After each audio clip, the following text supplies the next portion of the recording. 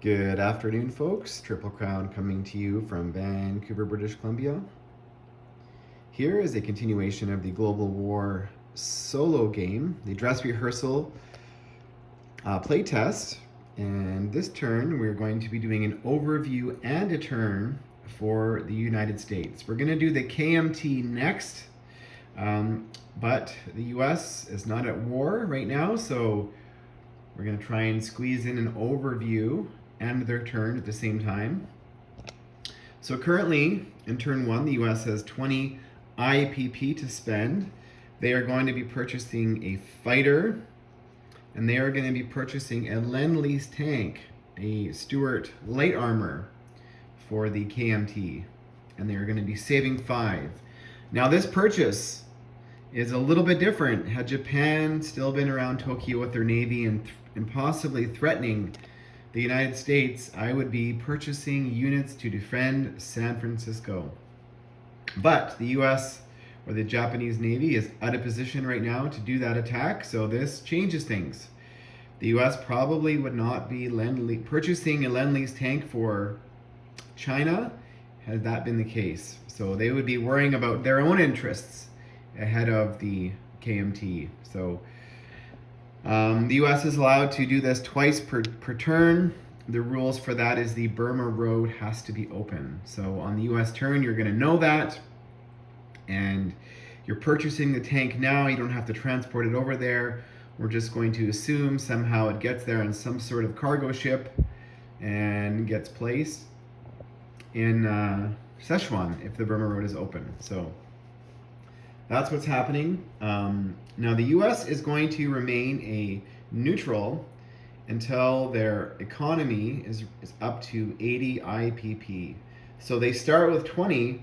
Now that doesn't mean they carry that 20 into the next round. That means they start at 0. So on round 1, whatever the United States rolls is their economy. Now there's a little boost the Americans get in terms of rolling, which this is different from the Russians.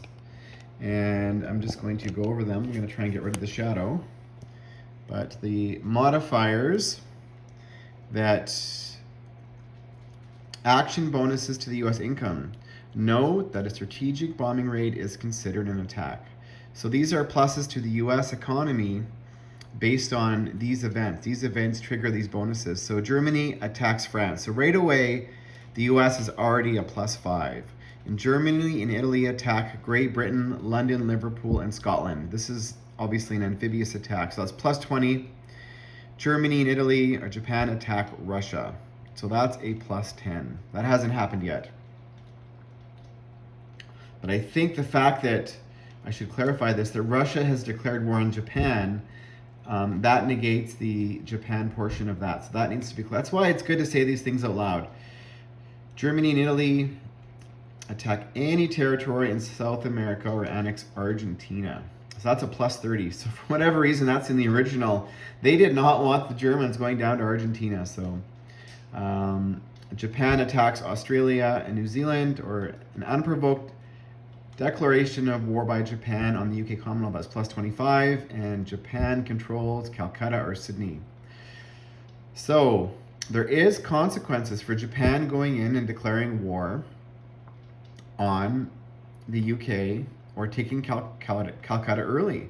You can see there's some bonuses here, which is going to bring the US into the war sooner. So just be aware of that, folks. But that historically, is the case. And also, we talked about this earlier. The US will be in the war if Japan declares war on the United States, or if Japan parks any surface warships off the coast of North America. And also, and this is only the case, there is 2 pro-US neutrals. There's the Baja here, that's worth 1 IPP. There's an infantry there. And there's also an infantry in Mexico. Now these are, I guess you call them a strict neutral until the US is at war. Then they become a pro-US neutral, meaning the US is the only country that can annex them. So they have to send units down there to do it.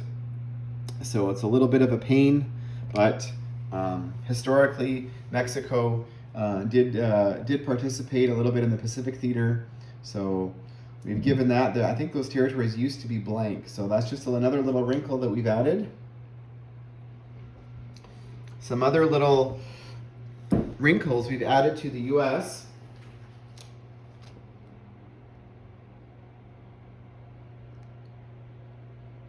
We've talked about defending the homeland. Japan has ground units on the continent of the U.S. The U.S. can purchase and place infantry on every U.S. controlled territory on the continent of the U.S. for 1 IPP each.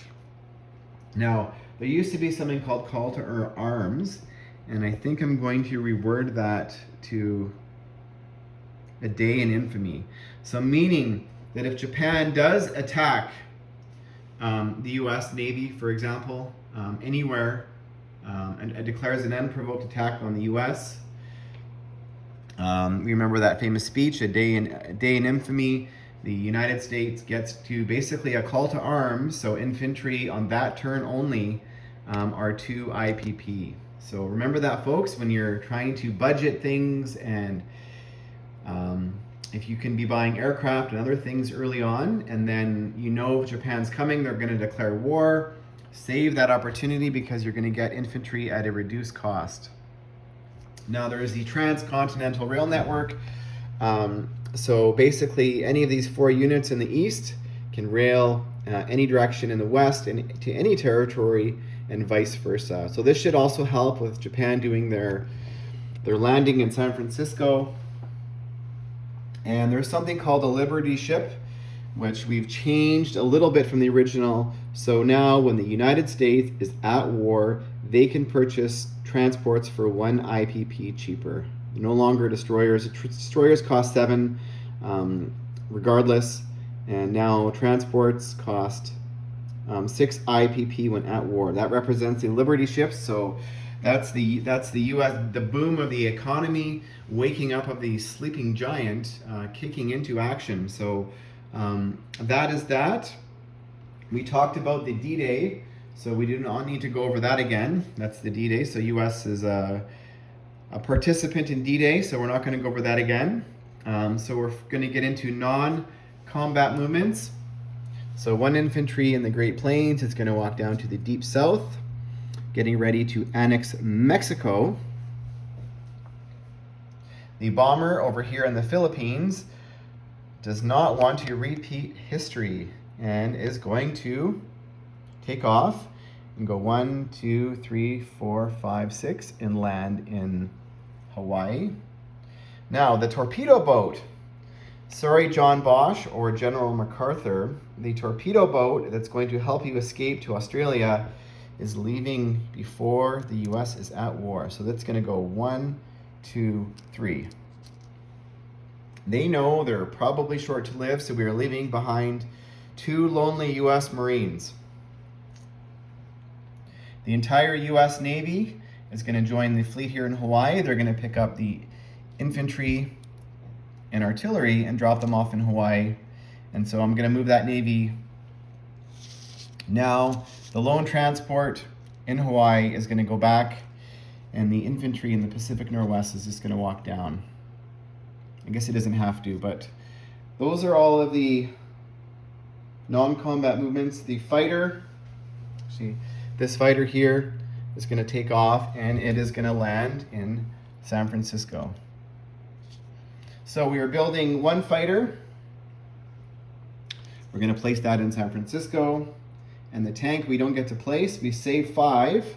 So now we get to do the fun part. And I used yellow dice to roll for the Russians. It did not go so well. So I'm going to switch things up a little bit. I'm going to be rolling these 2 green dice. And I'm just going to roll them on the table. Sometimes Hilltop does these things, and Gargantua, they change things up. So we're, that's a roll. So 5 and a 2. That's horrible. So these things take into account now Hilltop, Pillbox, and Gargantua. When I play them, they pay very, very close attention to this, because they calculate if they say take Calcutta or do something, it's not going to bring the U.S. into the war if they're below a certain threshold. So the Japanese need to pay close attention to the U.S. economy. So the United States gets 7. They get a +5 for France, so that's 12. So that is only 12 for their economy, and they have to get up to 80. So that's a long way to go. And you talk about every game being different, and this is what the variant is. Now, if the U.S. had rolled 24, that is significantly different. So the U.S., we said, has 7 + 5 is 12, and they say 5, so that is 17 going into round 2 for the United States. Now, in closing here, we're going to talk about, there's a lot of interesting and funny quotes said in World War II, and one that maybe culturally is not appropriate now, and that's talking about the Americans. And I can't remember where I heard this quote, but it was referring to the Americans as they were stockpiling over here on the UK homeland to invade the Germans in Europe. And I think the quote was referring to the Americans, they're overpaid, oversexed, and over here. Now, I don't know why I remember that, but I just thought it was funny. But it goes to show the times, when basically all the British were elsewhere fighting, or in the Africa theater or other parts, and all these Americans were over, and there was an abundance of men and a shortage of women. So that was and the Americans obviously had the nightlife, and they were partying, and they were getting paid more than the British. So I think that's sort of where that quote came from. But please like or comment any funny quotes that are sort of maybe a little bit more on the obscure side that you remember from World War II. So that's all I got, folks. Thank you for watching. You're going to see the KMT video up next.